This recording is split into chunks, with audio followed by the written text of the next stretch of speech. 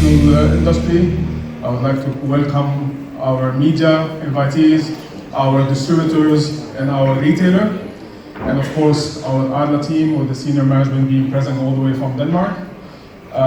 We would like to first start our event with a short video, just to tell you more about what are we talking about today.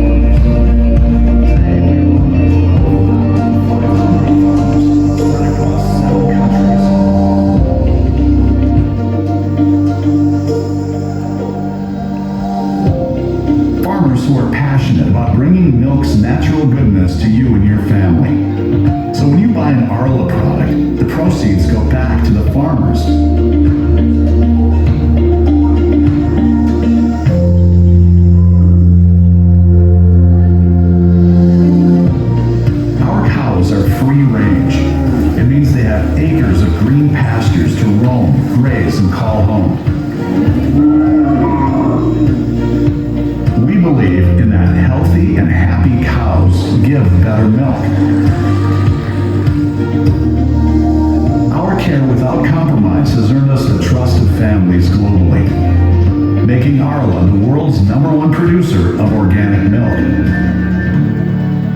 What is organic milk?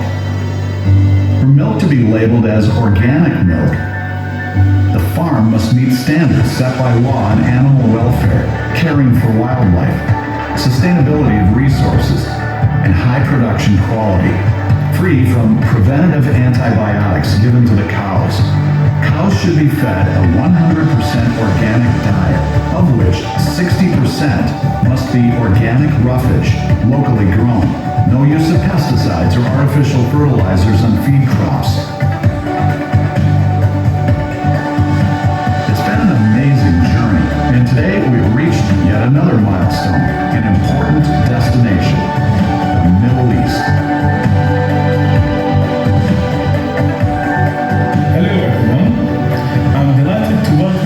To witness this landmark moment in the history of Arla Foods Middle East. Today, we are taking forward Arla's decades of expertise in infant nutrition into homes in the Middle East. Our pure Baby&Me Organic milk formula is not only for babies, it's also for pregnant women, providing inner strength to ensure a healthy and happy mother. We are not just aiming to deliver organic mother and infant milk formulas and leading food products to a new market. Our mission is to provide 100% organic, natural foundations for the next generation, all-round development for strong future.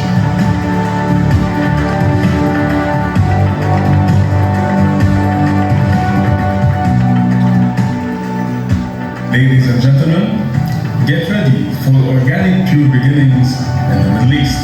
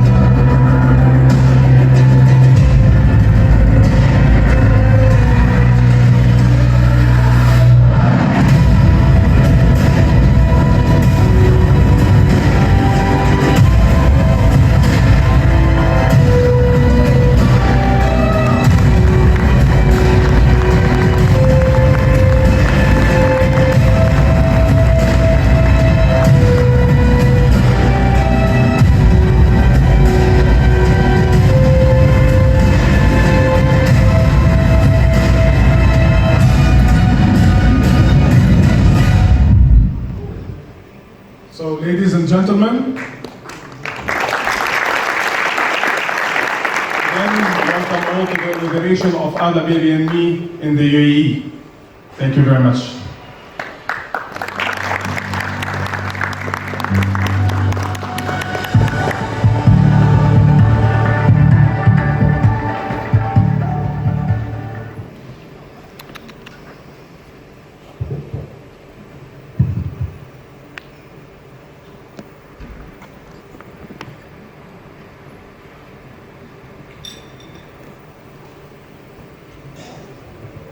Good evening, everyone. Welcome again and again. Today I'm going to take you through a short introduction about Arla. Arla is undoubtedly the #1 organic dairy producer in the world. And Arla's heritage goes back to over a century, 100 years back. It all started back in the 1880s, when a group of farmers in Denmark and in Sweden came together to actually create a cooperative. This cooperative was mainly done to actually increase the value of the milk of these farmers. But they had, and this was their mission actually, to secure the highest value for their farmers, while of course creating opportunities for their growth. And with a clear vision that is based on creating the future of dairy to bring health inspiration to the world naturally. Today, Arla is owned by its own farmers. 12,500 farmers spread across 7 countries, all passionate about bringing the milk's natural goodness to you and your family. Of course, one of the major elements and focus of Arla would be on 2 things. One of them is animal welfare and of course sustainable farming, because simply they go hand in hand. And as we say in Arla, we keep our cows healthy, comfortable and well fed all the time. Well, that's because healthy cows are happy cows, and happy cows produce more milk and milk of high quality. Arla globally has been around for a long time, and most probably whoever traveled to Europe and also in the Middle East have seen a lot of our global brands everywhere. In Europe, in the States, in Asia, and of course in our country in the Middle East, in UAE. But again, we do have regional brands that are favorites for everyone that are most probably using them and sitting on the table here. Hook, of course, offers a wide range of dairy products, whether it be cheese, spread cheese, creams, and of course, who doesn't know Lurpak? Lurpak most probably is a household name when it comes to butter, and it is one of the world's most famous butter brands in the world. One of the favorite brands for the region is Dano. Has been around since the 60s, and of course it remains locally relevant across various markets in the Middle East. The 3 Cows, offering a huge range of cheese that you use in your daily cooking. And one of our latest launches across the region a couple of years back was Arla Organic. So today we're very proud of having one of the few organic milks in the market. We're proud that our cows are free range and they produce the 100% pure organic milk that you use on your daily basis. One of the most prominent projects and brands that we carry in our portfolio also and we manufacture is Starbucks, ready to drink coffee. And of course our latest joiner to the family, almost 9 months now or 10 months ago, is Kraft. We proudly manufacture Kraft. We have acquired all their facilities in Bahrain, and we do have the license for the next 12 years in the Middle East region. Welcoming today our Arla Baby&Me Organic, our newest baby in our portfolio. But of course, Arla Baby&Me has been present for quite a while in Denmark, reaching to the #1 brand in the infant milk formula in Denmark, with a very nice range that is currently available in the Danish and Swedish market. We have also launched our range in UK, And China, of course, is one of the major markets for infant milk formula, which we also are focusing on. Today, we're talking about the Middle East. And of course, today we're launching our full range of early life nutrition products, mainly the infant milk formulas, mom formula, the fruits and vegetable porridges, and multigrain cereals. To sum it up, when we label organic, we talk about farms, we talk about sustainability, we talk about animal welfare, we talk about not using any pesticides, any herbicides, any type of preventive antibiotics, any growth hormones. And of course, having the EU stamp of quality and the TK stamp of quality means a lot. And everyone that knows what organic means, they know how harsh are the standards of the EU to actually receive this kind of certifications. A quick question here for everyone around the table. Today, organic versus conventional. What does it mean to you when you look at an apple, even, not even at milk? Today, there's a lot of theories that goes back and forth, and there are facts. Well, the fact says that organic versus conventional reflects always on the kind of minerals and the quantity of minerals that you have in any type of product. You can choose any line, you can look at the lettuce, at the cabbage, at tomatoes, at spinach, and see the difference between organic minerals quantity versus the conventional one. There has been also a lot of theories about, yeah, but we are non-GMO, no, we are natural, but again, the truth remains, organic will never have any artificial flavors, will never have any artificial colors, preservatives, or fertilizers, or pesticides, or any genetically modified ingredients in them. That's the fact about organic, and that will remain a fact about organic versus any other claim that you would see in the market. Of course, to succeed in our journey, it's all about education today. And you, as doctors, as a community that we live in, both retailers and doctors play a huge role in actually conveying the messages of what is organic versus what is conventional. And today, if we need to choose, or we need to look at a success model that has been working for the last 30 or 35 years, we look at the Danish model. Today, the organic stairs in Denmark started off with the milk. It always reverts back to the most basic product that you use in your everyday life, and that is milk. So again, welcome again to our launch today. Thank you all for coming. And I would like to introduce Mrs. Mette Bach, who's our nutrition scientist coming from Global in Denmark. And please.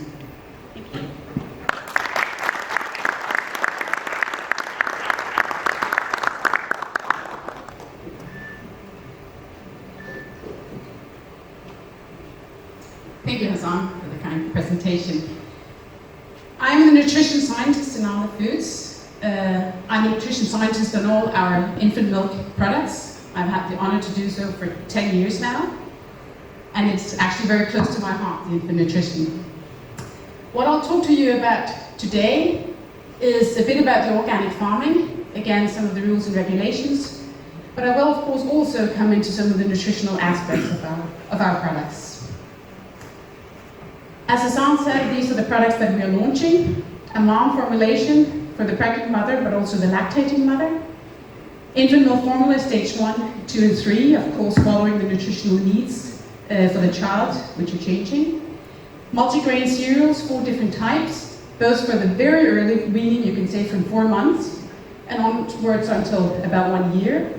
And the very early weaning does not contain any gluten, of course, to limit the risk of celiakia, etc. 3 types of fruit and vegetable porridges, which are ready-to-use products. So what does organic mean? Organic means control of the fields, the feed production, the seeds, the operation of the fields, the operation of the farms and the animals. So a whole chain of controls of all the different steps that are there. It also means, as Hassan actually said, that there is no pesticide in the production, no chemical fertilizers, no growth hormones, no use of GMO. It's additional restricted use of antibiotics. Cows are on organic grass fields from April to November.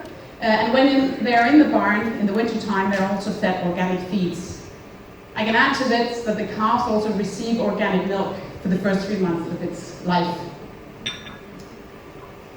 So just purely said, you can say organic production is highly regulated by standards both within the EU and the DK in Denmark.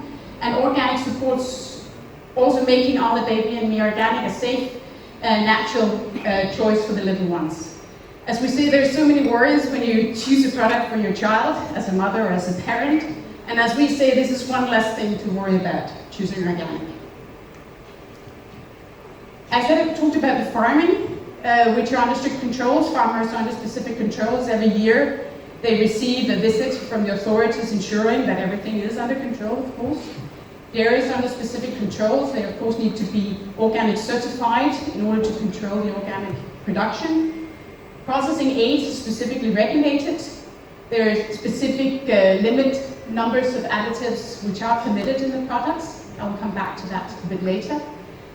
So Arla Foods have actually produced organic products for the last 30 years. So quite a bit of experience within the organic products there. I just wanted to show a picture of our production plant, which is producing the products that we're launching, which is Arenco. It has 30 years of experience within infant formula production and about 9 years experience within organic formula production. One thing is the milk that we use for our infant formulations and our products. Another thing is all the other ingredients that we of course have to add for the nutrition of the children, and the mother of course for that case. We also have strict control of the suppliers of the organic ingredients that we use. We have our preferred suppliers program. So all the nutrition and all the ingredients that we use for our products, of course also we can guarantee that they are organic certified before we can use them. So we are the world's #1 organic dairy producer. About 8% of our milk pool is organic, coming from 900 plus farmers. So quite a lot of milk handled every day for, of course, a variety of our products, not only the early life nutrition products. On top of this, we have Arla Gården, or Arla Garden, which ensures milk of high quality. So this also covers not only the organic part, but actually the whole part of Arla Foods. So if you're an Arla farmer, you need to comply to the rules of Arla Gården. It's a quality assurance programs. It has 4 pillar stones, you could say. The milk composition, ensuring that you have the right milk composition with the protein, the right level of protein, etc. It's the food safety, ensuring that the milk is as safe as milk should be. It is animal welfare, ensuring that the animals are safe in a good environment, taken well care of. And it ensures the environmental consideration, so we do protect the surroundings of the farms. We use less chemicals. This, of course, does not go for the organic, we use no chemicals. But that we also incorporate the environmental thoughts in this. Wrong way, sorry.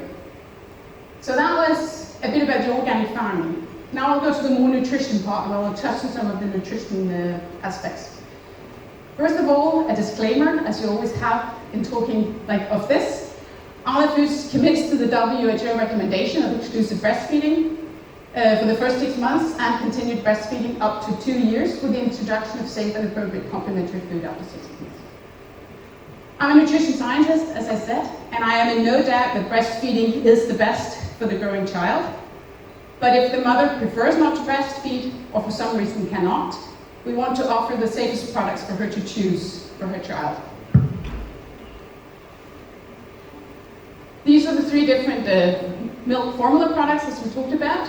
Number 1, if not breastfeeding, that is the best nutrition that you can give to your child. Of course, breastfeeding is the best, but if you do not have that choice, you would need a stage 1 formulation, and that is covering the only nutrition that the child will get if not breastfed.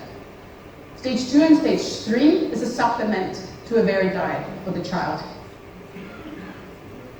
One of the ingredients that I'll touch upon is the long-chain polyunsaturated fatty acids, These are the DHA and the ARA that we're adding to the formulation. Numerous studies are showing immune effect of DHA when added to the formula. Immune effect has decreased rates of allergy, wheezing, asthma, and eczema. Actually, these many studies have done so at this point in the EU, actually from this month, February 2020, all formulations for infants has to contain DHA in Europe. So this has become a mandatory ingredient from now on. DHA and AA, the study showing when you have a study towards a placebo study, or a clinical study with a product containing DHA and AA as compared to placebo not containing, but the same formulation, showed that products containing DHA and AA has an increased proportion of the antigen mature cells, CD4 cells, improved IL-10 production, and then the reduced IL-2 production. Another ingredient that I'll touch upon is the prebiotics. Prebiotics is kind of the dietary fiber for the infant. They're born with a more or less sterile colon system, which you have to build up through the first year. So these are the fibers enabling that. But in able to call it a prebiotic, it has to pass through the colon unabsorbed. There are different, very specific rules. It has to be beneficial for one or more of the probiotic bacteria. It has to alter the colonic flora to a more healthy composition, increase the probiotics, the good bacteria, induce effects which are beneficial to the host, and this is by others also decreasing constipation and diarrhea. The probiotics we are added is the FOS and GOS, the long chain FOS and the short chain GOS, which are broken down by the microbiota. And when broken down, they're producing the short chain fatty acids. And the short chain fatty acids makes the pH in the colon system decrease. Decreased pH will create a better environment for the lactobacillus and the bifidobacteria, what we call the good bacteria, and limit the growth patterns of the pathogenic bacteria. So we are altering the microflora in a better way by this. They will also bind to the unhealthy bacteria, so they cannot bind to the gastral effect, what you will call the decoy effect. So these are some of the immune potential parameters of the FOS and GOS we add. Other observed health effects of the FOS and GOS are the softer stools. So the stool is actually closer to the stool of the breastfed infants. It's a higher concentration, as I said, of bifido and lactic acid bacteria, also resembling the stool of the breastfed infant, which has a lot of lactic acid and a lot of bifidobacteria, whereas the formula-fed infant has a more varied composition of bacteria. It is shown to reduce intestinal and possible respiratory infection in the healthy infants at the first years of age. And I'll show you a couple of studies on that. One study taking a standard infant formula, adding 0.4 gram of FOS and GOS as compared to placebo with no FOS and GOS added. I can add to this that the Arla Baby&Me formulation has a composition of 0.6 gram of FOS and GOS in total.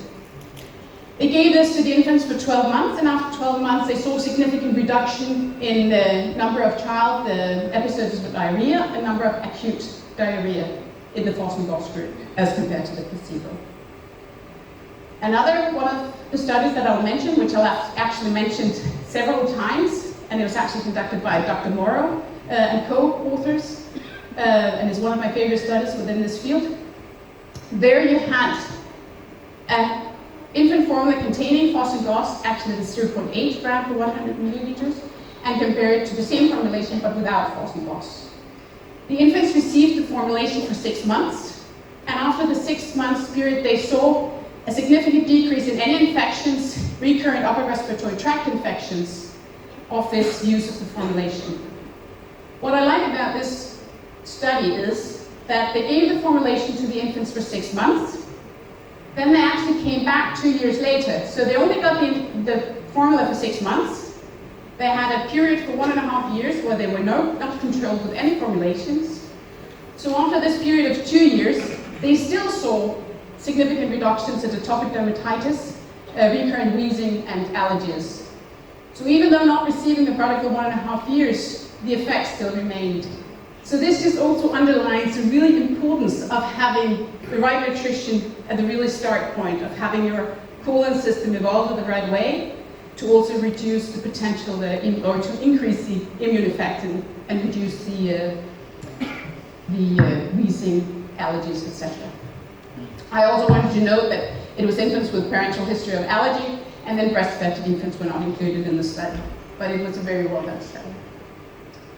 Last but not least, I want to introduce you to our new Global Nutrition Advisory Panel, which I will be leading. Through your visitors, etc., you will receive a homepage and a link in where you can actually ask us any questions that you might have on early life nutrition and our products. I would be happy, together with my co-nutritionists, to answer any questions that you might have on the products. We would do that as fast as we can. So trust is key for us. I think organic is adding that extra trust to it. As I said, as a parent, you have many worries. Parent myself, and in that you want to choose the best products that you can for your child. And I think organic is actually one of the keys to that. Thank you.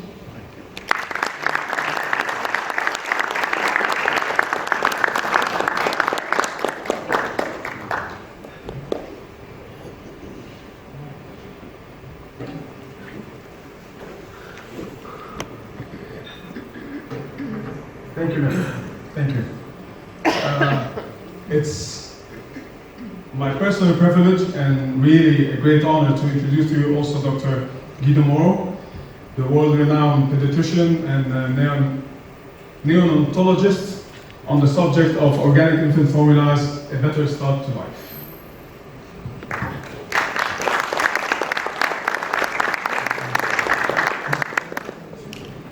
Okay, thank you. Ladies and gentlemen, good evening to everybody, and I want to thank Arla for the kind invitation to be with you here tonight. The topic of my presentation is Organic Infant Formula, a Better Start in Life. And I have divided this presentation in 5 parts, as you can see here.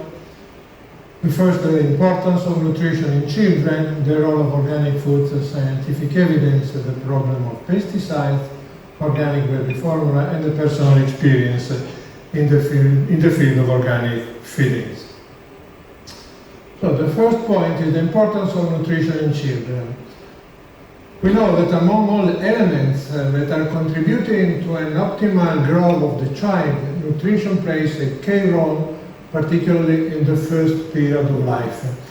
And when we are talking about nutrition, we have to keep in mind the 2 aspects. One is the quantity of foods, which is the food intake, and the other is the quality of food. When we are talking about food intake, we have to consider that the nutritional intakes change according to the age. An infant over 4 months has nutritional needs that are completely different from an infant of 12 or 24 months of life. But when we are looking at the food quality, the quality of food must remain constant for the whole nutritional life of a child.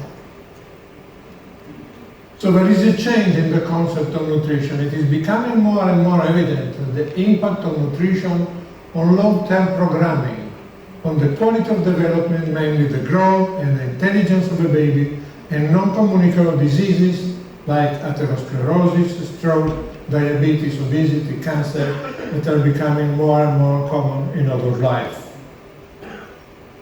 So infant nutrition in the year 2000 is a primary endpoint to improve the health of an infant in order to prevent diseases in adult life. And we have to remember that an healthy child will become an healthy adult. The second aspect is the role of organic foods based on the scientific evidence. So I will present you now some papers that are talking about organic foods, and so they are not. This is not something that is coming from non-evident things, but this is something really related to scientific evidence. First of all, the definition, you heard already what is the definition of organic foods, because they are foods produced without the use of synthetic inputs, synthetic fertilizer and pesticides, without veterinary drugs, genetically modified seeds and breeds, preservatives, additives, and irradiation. So So scientific evidence starts very late. In 1998, we have a report from US, from Consumer Reports. Organic foods have minimal or non-existent pesticide residue. In 1999, again, US Department of Agriculture recommends purchasing organic products due to the high amounts of pesticides in conventional foods. In 2000, in Australia, conventional fruit and vegetable purchased in supermarkets had 10 times less mineral content than fruit and vegetables grown organically.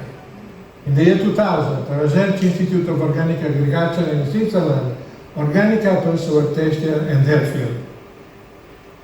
But we can go on with this scientific evidence. In 2001, in UK, organic crops higher in vitamin C, essential minerals, and phytonutrients. 2001, Virginia Worthington, according to a review of 41 studies, she wrote that organic foods have significantly higher content of vitamin C, minerals, and significantly less nitrate. 2001 in Italy, in the year 2000, 30% of vegetables and 40% of fruit showed evidence of pesticide residuals. 2001 in US, children eating organic diet had significantly lower OP organophosphate pesticide exposure than children with conventional diet. 2002, National Institute of Food and Nutrition in Italy, organic pears, peaches and oranges had higher antioxidant levels than their conventional counterpart. US, higher level of vitamin C. 2002, US again, organic fruit and vegetables have only a third as many pesticide residuals as their conventional grown counterpart. 2003 in Denmark, organic milk is higher in conjugated linoleic acid. 2003, University of California, US, antioxidant levels is higher, ascorbic acid concentration is higher. 2003, US. This is interesting because this working group produced a shopper's guide to pesticide. They analyzed more than 100,000 US government pesticide test results and found 192 different pesticides on 46 popular fresh fruits and vegetables. And they created a wallet guide for consumers, so they were a very practical work. In the year 2003, US, consuming organic products may lower children exposure to potentially damaging pesticides. 2003, Denmark, organic vegetables have a higher concentration of natural antioxidants. 2005, UK, higher level of antioxidants and lower levels of mycotoxin. 2014, UK, this is a systematic review and meta-analysis on 343 peer-reviewed publications. Organically crops have higher concentration of antioxidants and lower concentration of cadmium and a lower incidence of pesticide residuals than the non-organic comparators. So as you can see, a lot of evidence coming from institute, research institute, university, and so on. But there are also some advantages linked to the composition of the intestinal flora. There are some papers that are showing that utilization of organic foods have advantages in terms of composition of intestinal flora. This is a paper published in the year 2002, Positive Effects of Organic Diet on the Gut Microbiota, because organically produced foods include spontaneously fermented vegetables containing lactobacilli. This is another paper published in the year 2006. The title of the paper is Factors Influencing the Composition of the Intestinal Microbiota in Early Infancy. Two samples of 1,032 newborns were evaluated at the age of 1 month. And here you can see the results. Maternal diet was able to influence the offspring microbiota. E. coli and Bacillus fragilis group species were lower in infants of mothers consuming organic diets. But It's interesting to see that also the American Academy of Pediatrics recently, in the year 2012, came out with a study, with a publication in pediatrics. And the title of this publication was Organic Foods, Health and Environmental Advantages and Disadvantages. And they took into consideration many of the studies that were published, and they wrote that nutritional differences between organic and conventional produce appear minimal. Organic produce contains fewer pesticide residuals than conventional products. Organic animal husbandry, prohibiting the use of antibiotics, can reduce human diseases caused by drug-resistant organisms, and there are nutritional differences in organic and conventional meat. So these are the advantages linked to organic products, and these are some of the disadvantages. The main disadvantage is due to the price of these products. Organic approaches in farming are more expensive than conventional ones, but the cost difference can be mitigated. The price differential between organic and conventional food may be eliminated or reduced. Organic farming reduces environmental contamination, and randomized clinical trial with enhanced understanding of the relationship between pesticide exposure and human diseases, and between hormone-treated animals and breast cancer. So, also the American Academy of Pediatrics was really worried about the negative consequences of conventional agriculture and the advantages of organic agriculture. But as you heard before, to be organic, food must be certified. In the 21st century, the European Union, the United States, Canada, Mexico, Japan, and many other countries require producers to obtain special certification to market their food as organic. Selling food with an organic label is regulated by governmental food safety authorities such as the National Organic Program of the US Department of Agriculture and the European Commission. Here you can see the organic spread in US. Just a few information. In 2012, the total size of the organic food market in the US was about $30 billion. Organic food in US is the fastest growing sector of the food industry. Organic products accounted for 3.7% of total food and beverage sales and 11.4% of all fruit and vegetable sales in the year 2009.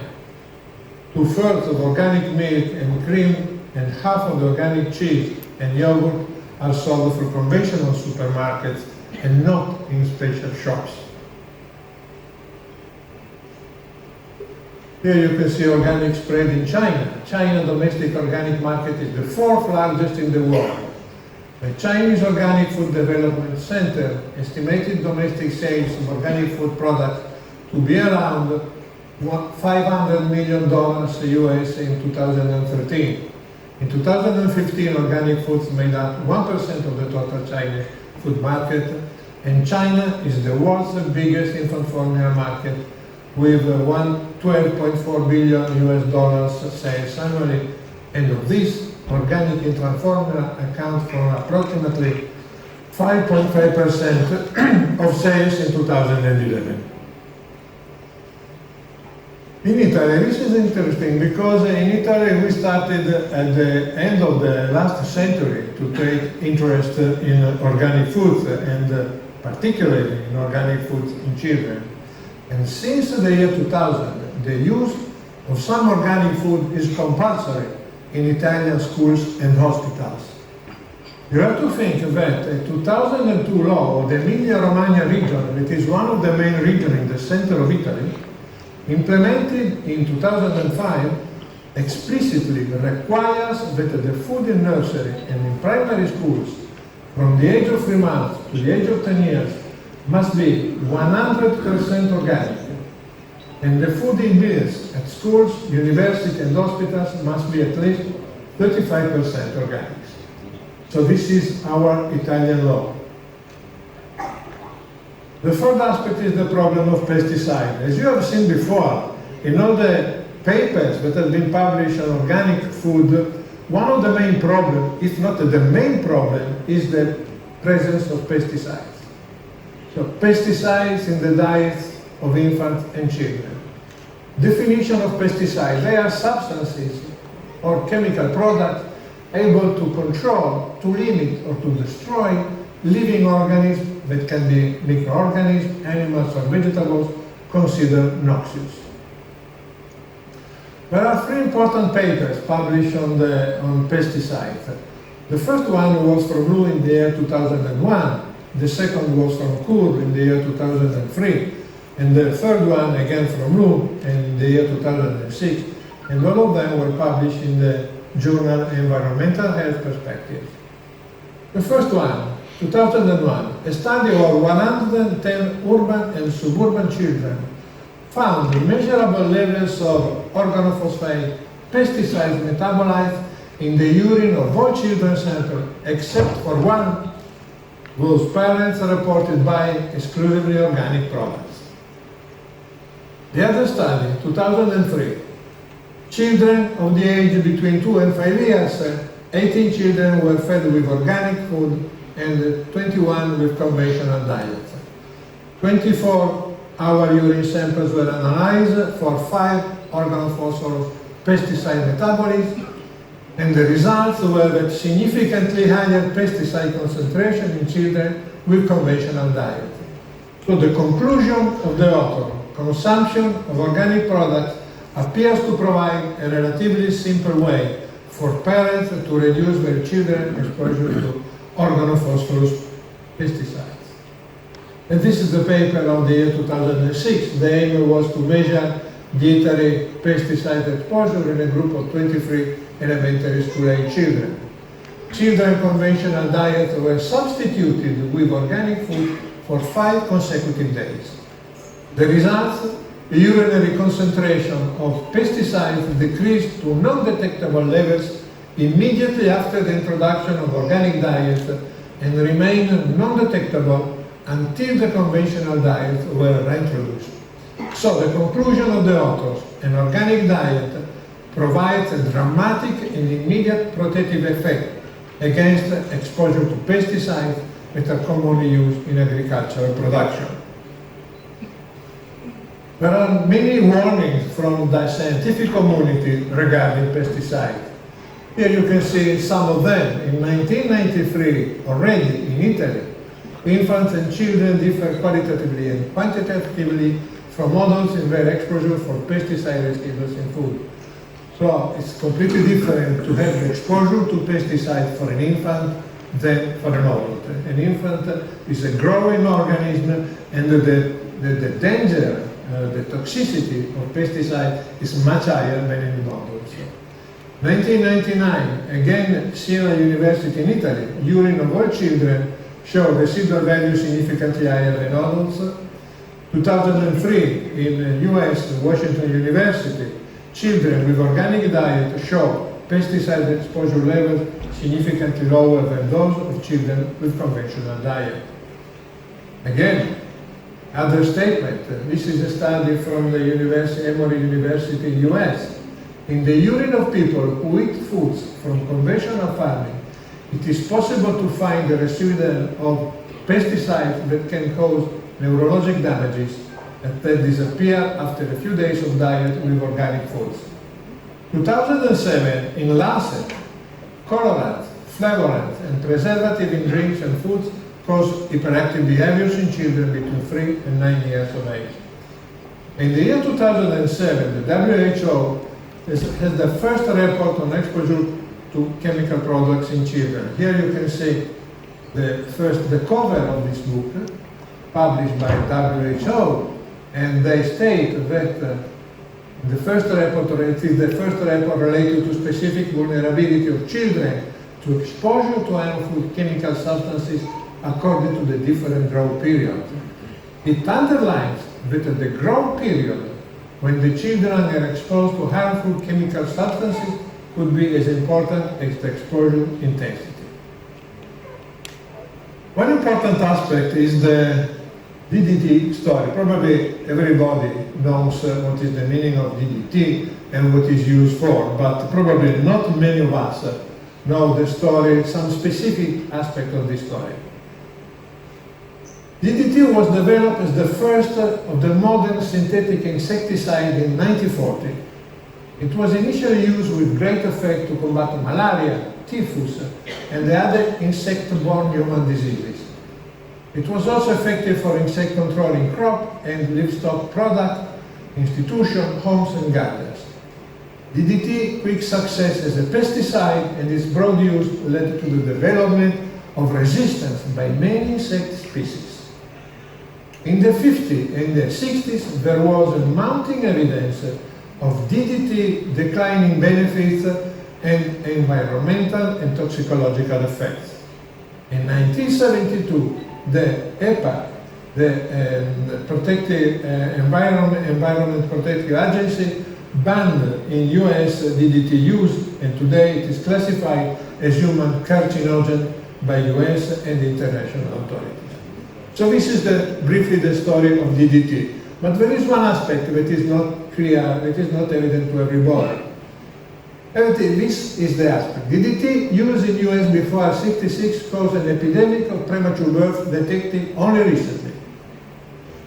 According to a fascinating study published in Lancet in 2001, scientists who studied stored cord blood samples from mothers who had delivered at that time, that means in that years, in the 60s, found elevated levels of DDT breakdown products among the group who had premature deliveries or low birth weight infants.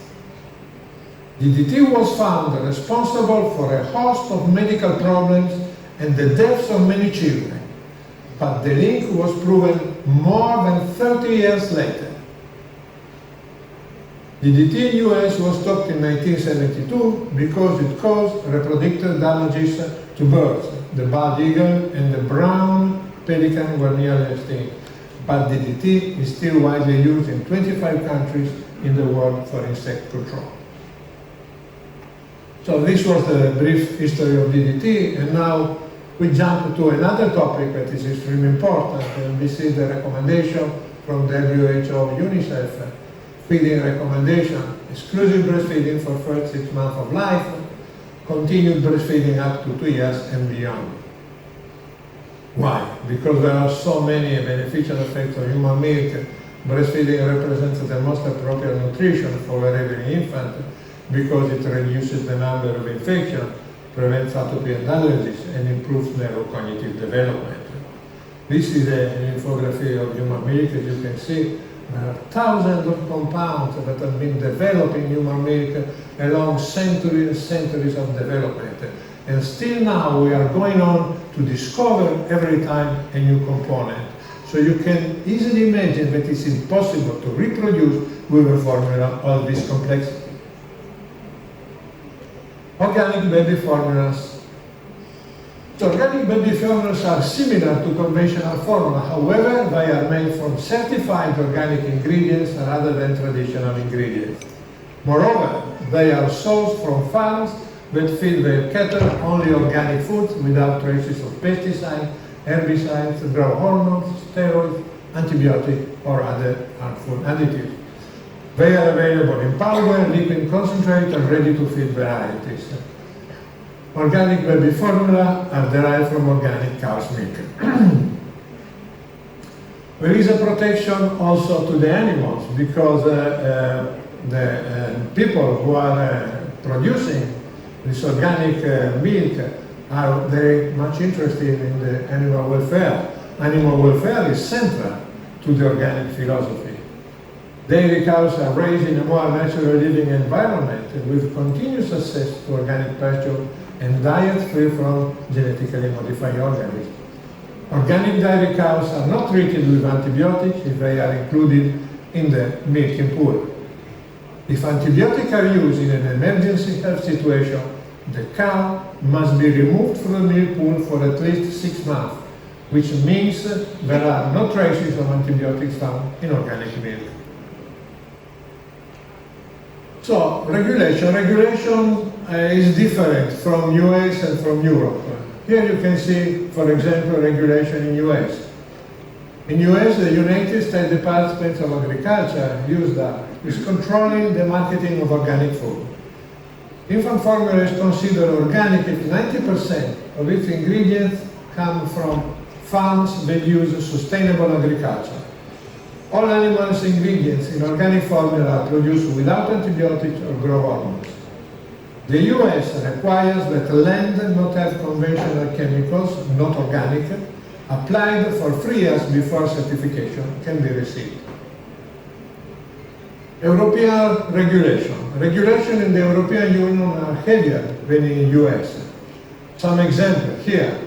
The European Union has stricter regulation than used for sugar allowed in the formula. For example, in the European Union has banned sugar and sucrose in infant formula.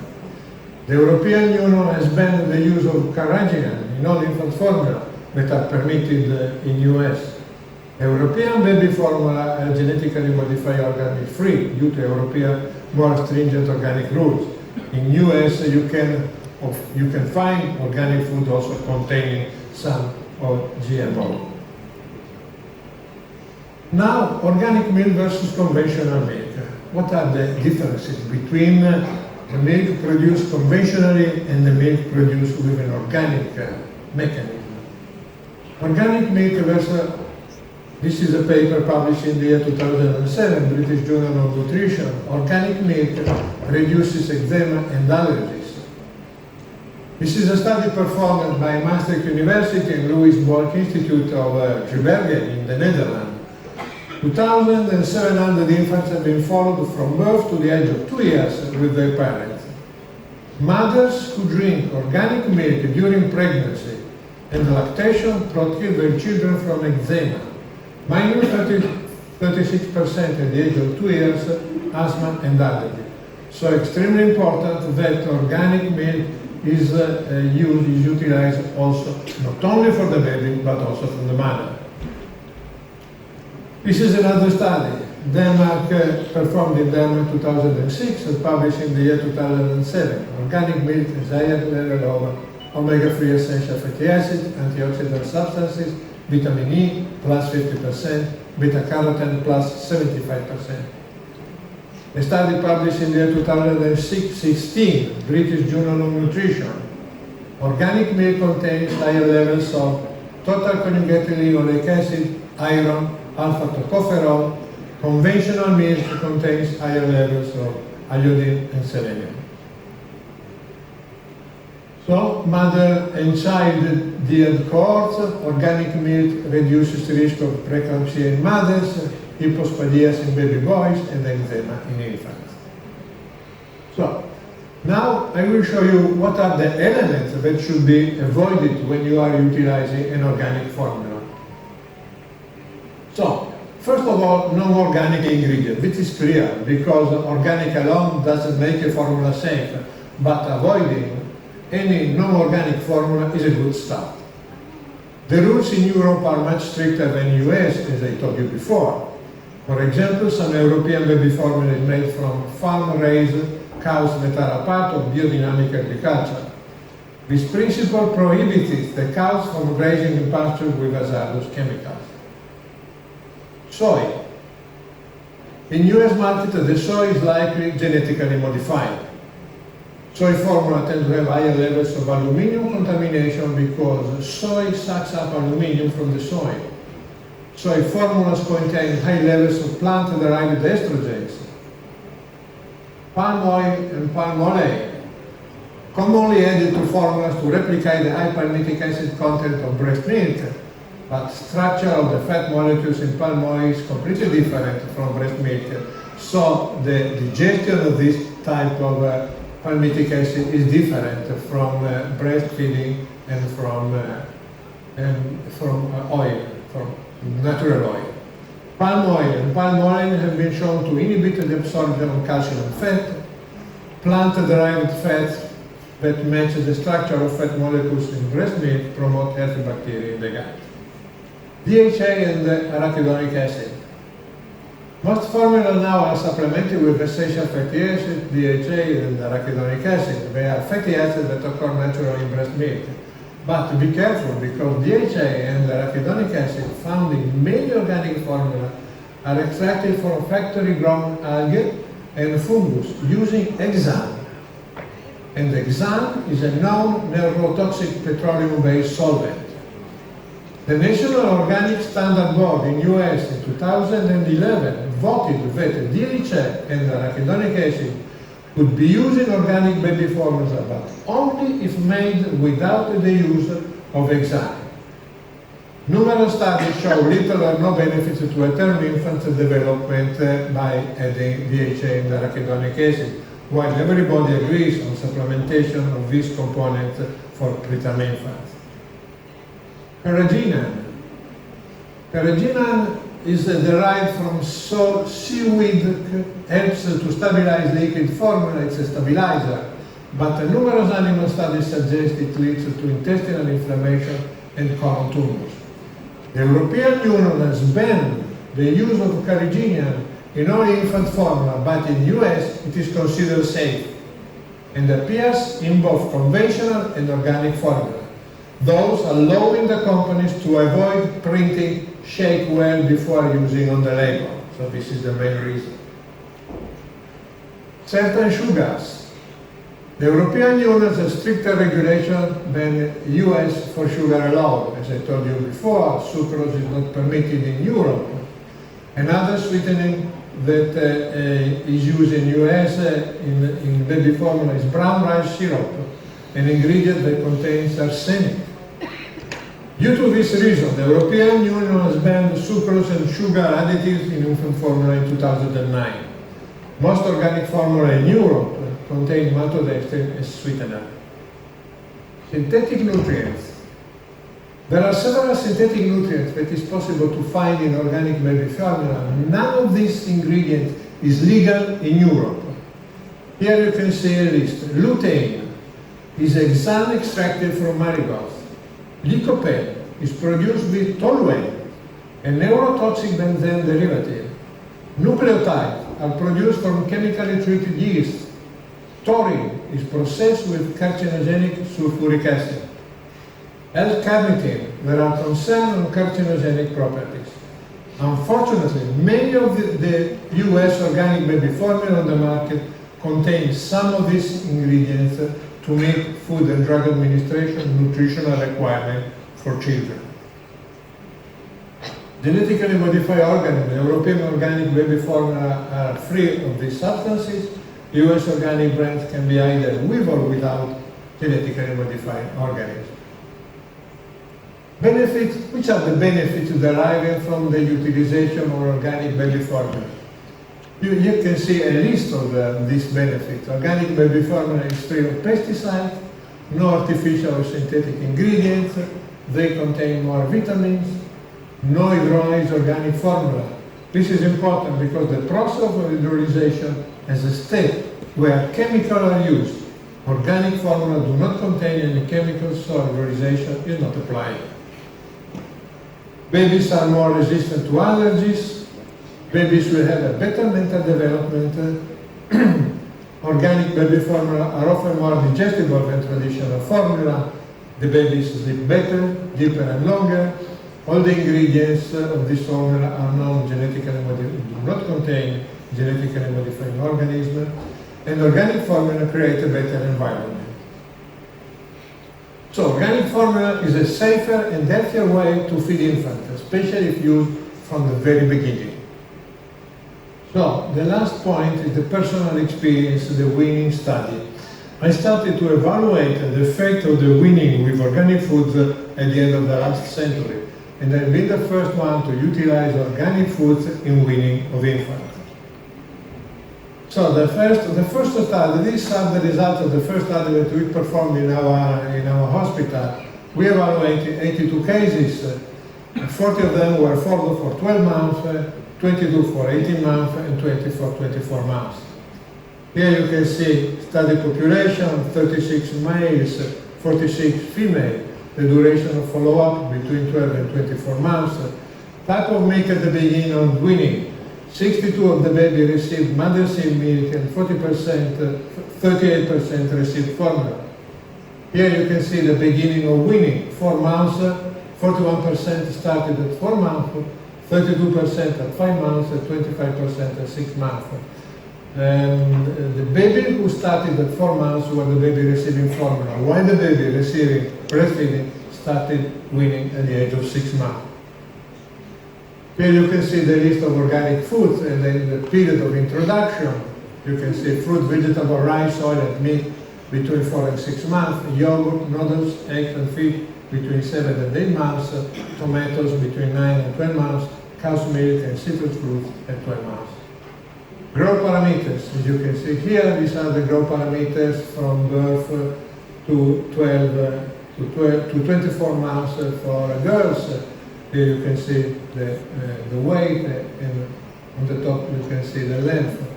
And the girl were on the 50 percentile for the weight, and between the 50 and the 75 percentile for the length. The same for the males. The males were between 50 and 70 for the weight and for the length.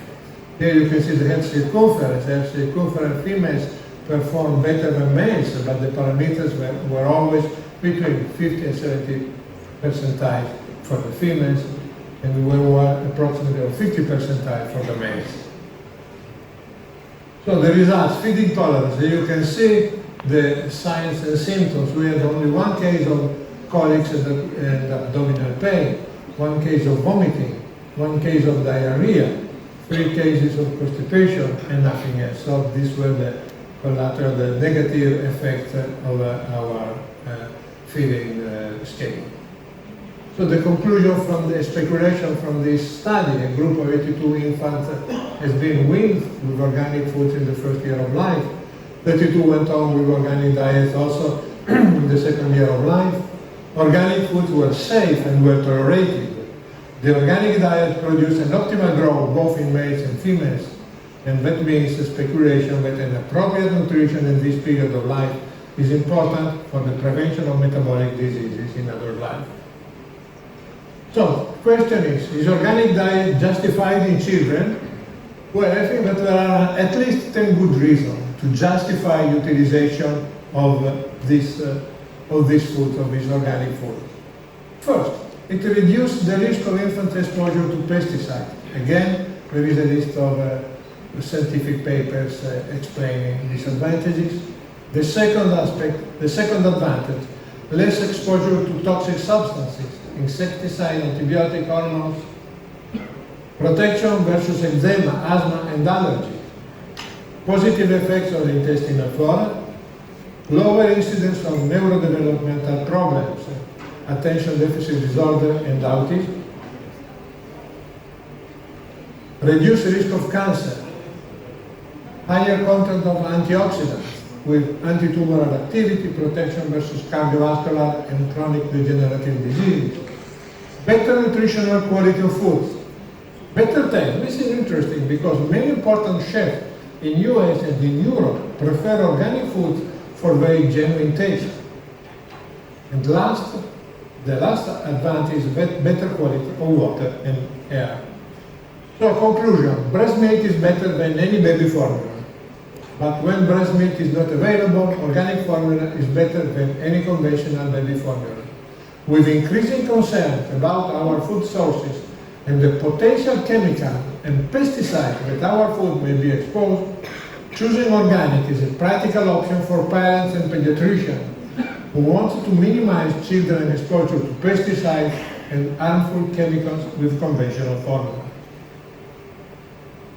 So organic diet means to teach children the respect for nature, animals, and for the environment around us, means to teach children a lifestyle capable to leave to future generation a better world in comparison to the one we are living in today. Thank you for your attention.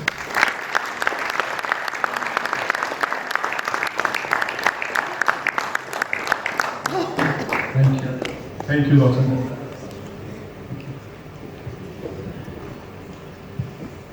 All right. So I would like again to thank everyone for coming tonight.